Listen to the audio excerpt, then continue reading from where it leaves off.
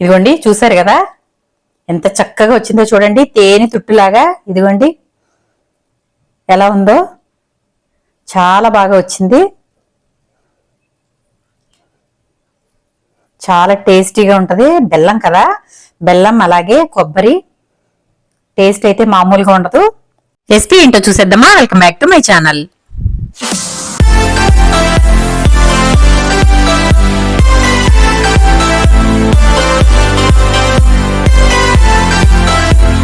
ముందుగా నేను ఇక్కడ ఒక కప్పు బియ్యం అయితే తీసుకున్నాను. బియ్యాన్ని శుభ్రంగా కడిగి 5 గంటల పాటు నానబెట్టి ఆ తర్వాత మిక్సీలో వేసుకుని మిక్సీ పట్టుకోవాలి. దీనిని కేరళలో కలతప్పం అంటారండి. చాలా టేస్టీగా ఉంటుంది. ఇది 2-3 రోజుల పాటు నిల్వ ఉంటుంది. ఎక్కడికైనా ప్రయాణాలు వెళ్ళినప్పుడు చక్కగా ఇది చేసుకుని వెళ్ళినట్లయితే చక్కగా తినొచ్చు. అలాగే పిల్లలకు కూడా ఎంతో ఆరోగ్యం అండి. కొబ్బరి అలాగే బియ్యము బెల్లం ఇవే వేస్తున్నాం కాబట్టి చాలా బలం అండి. ఇది అరచిప్ప కొబ్బరి వేసుకుని మెత్తగా మిక్సీ పట్టేసుకుందాం. ఈ విధంగా మెత్తగా పేస్ట్ లాగా తయారు చేసుకోవాలి. ఇదిగోండి ఇలా కాటుకులాగా ఉండాలి. అసలు ఎక్కడా కూడా కొంచెం రవ్వ అనేది అస్సలు ఉండకూడదు. చాలా మెత్తగా ఉండాలి ఇది. ఇప్పుడు ఇది ఒక గిన్నెలోకి అయితే తీసేసుకుందాం. గిన్నెలోకి తీసేసాను కదా, ఇప్పుడు మిక్సీలో కొంచెం వాటర్ అయితే వేసేసి ఇందులో వేసేసుకుంటున్నాను. ఇప్పుడు బెల్లం పాకం పట్టుకోవాలండి. లేదంటే గనక డైరెక్ట్ గా మనం ఇందులోనే బెల్లం కూడా వేసేసి, అంటే పిండి కొంచెం మెత్తగా అయిన తర్వాత అప్పుడు బెల్లం ముక్కలు కట్ చేసేసి ఇందులో వేసేసి కూడా మిక్సీ పట్టేసుకోవచ్చు. 1 కప్పు బియ్యానికి 1 కప్పు బెల్లం అయితే తీసుకోవాలి. లేదంటే కరిగించుకుని కూడా ఇందులో కలుపుకోవచ్చు. ఈ విధంగా పిండి అయితే ఉండాలి. ఇది కొంచెం గట్టిగా ఉంది కదా, ఇప్పుడు ఇందులో మనం బెల్లం పాకం అయితే కలుపుకుందాం. నేనైతే బెల్లాన్ని ఇలా కరిగించేసాను. కరిగించేసి అయితే వేస్తున్నాను. ఇలా కరిగించి పాకంలా తయారు చేసి కూడా వేసుకోవచ్చు. ఇది పలుచగా అయిపోయినా ఏం కాదండి, ఇది పలుచగా ఉంటేనే బాగా వస్తుంది.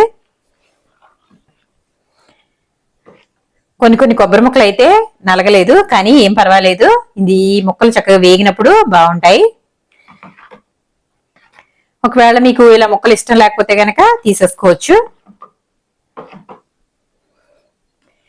కొబ్బరి ముక్కలు తురుమైనా వేసుకోవచ్చు, లేదంటే ముక్కలైనా వేసుకోవచ్చు. మనం ఇప్పుడు ముక్కలు కూడా వేస్తాం కాబట్టి ముక్కలను అయితే ఉంచేసాను.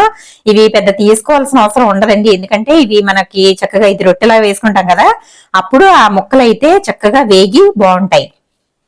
ఇప్పుడు దాంట్లోనే చిటికెడు సాల్ట్ అయితే వేసుకుందాం. ఇదిగోండి, స్వీట్లు దేంట్లోనైనా సరే ఇలా కొంచెం సాల్ట్ వేసుకోవడం వల్ల రుచి అనేది ఎన్హాన్స్ అవుతుంది. అలాగే కొంచెం తినే సోడా కూడా వేసుకుందాం. తినే సోడా వేసుకోవడం వల్ల కొంచెం రొట్టె అనేది గుల్లగా వస్తుందండి. మనం ఇప్పుడే పిండి అయితే రుబ్బాం కదా, కాబట్టి తినే సోడా కంపల్సరిగా కొంచెం అయితే వేసుకోవాలి. అలాగే 2 యాలకులు ఇలా చితక్కొట్టేసి కచ్చాపచ్చగా చితక్కొట్టేసి వేసుకుంటున్నాను. ఒకవేళ ఈ ఫ్లేవర్ మీకు నచ్చకపోతే గనక దీనిని స్కిప్ చేసేయచ్చు, బాగుంటది కాబట్టి వేస్తున్నాను. ఇలాంటి టైంలో మీరు తీపి అనేది చూసుకోండి. మీరు ఒకవేళ తీపి ఎక్కువ తింటే గనక ఇంకొంచెం వేసుకోవచ్చు, లేదంటే గనక తక్కువ, అంటే సమానంగా అయితే గనక మనం వేసిన కొలతకి ఒకటి బెల్లం వేసాము, అలాగే ఒకటికి బియ్యం వేసాము. అంటే 1 కప్పు బియ్యం 1 కప్పు బెల్లం వేసాం కాబట్టి కరెక్ట్ గా సరిపోతుంది. ఇప్పుడు ఇలా కలిపేసేసుకుని దీనిని ఇప్పుడు మనం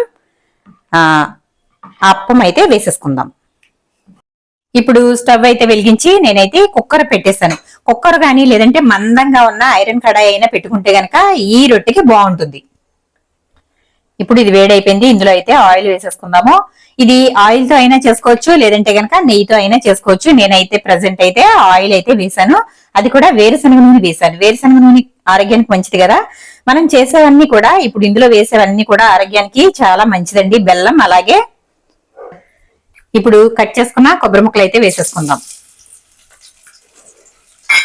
ఇవి కొంచెం ఎర్రగా అయితే వేగనిద్దాము.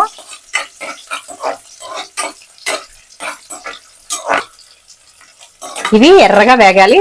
ఎర్రగా వేగితేనే ఇందులోకి బాగుంటాయి, తినేటప్పుడు కొబ్బరి ముక్కలు తగులుతూ బాగుంటాయి. ఇంకా ఇందులో జీడిపప్పు అలాగే బాదం పప్పులు కూడా వేసుకోవచ్చు. నేనైతే ప్రెసెంట్ నా దగ్గర లేవు కాబట్టి నేను వేయడం లేదు, కొబ్బరి ముక్కలు మాత్రం వేసాను. కొబ్బరి ముక్కలు అయితే వేగిపోయాయి. ఇప్పుడు మనం కలిపి పెట్టుకున్న ఈ పిండి అయితే ఇందులో పోసేసుకుందాం.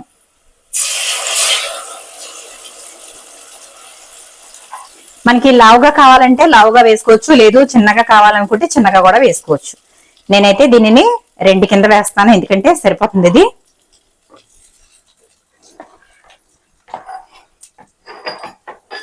ఇప్పుడు ఇలా వేసేసాం కదా, దీని మీద అయితే మూత పెట్టేసుకుందాం. ఇదిగోండి గ్యాస్ కట్ అయితే తీసేసి మూత పెడుతున్నాను.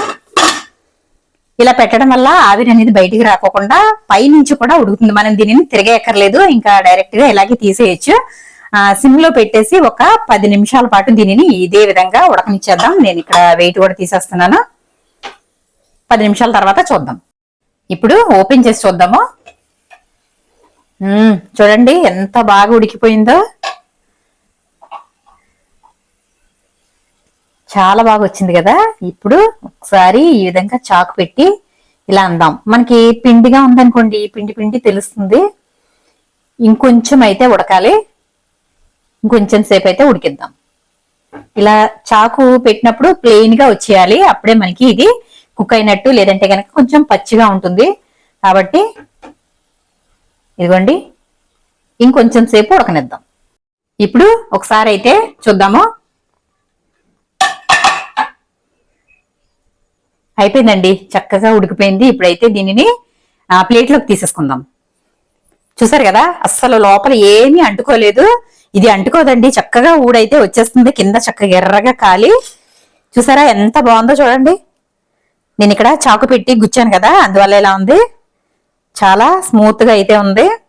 చక్కగా చూడండి కింద ఎంత ఎర్రగా కాలిందో. మీకు రెండో వైపు కూడా చూపిస్తాను. ఇదిగోండి చూసారు కదా ఎంత కలర్ఫుల్ గా ఉందో. తాటి రొట్టిలా కనిపిస్తుంది కదా. చక్కగా హోల్స్ హోల్స్ గా పడి, మనం బెల్లం వేసాం కదా కాబట్టి ఇదంతా కూడా మంచిగా ఎర్రగా రంగు అయితే వచ్చింది. ఇప్పుడు రెండో వైపు తిప్పేసి ముక్కలు కట్ చేసుకుందాం. ఇప్పుడు కట్ చేసుకుందాము.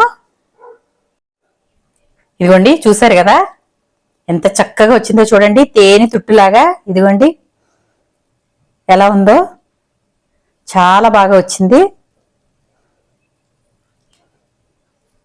చాలా టేస్టీగా ఉంటది. బెల్లం కదా, బెల్లం అలాగే కొబ్బరి టేస్ట్ అయితే మామూలుగా ఉండదు.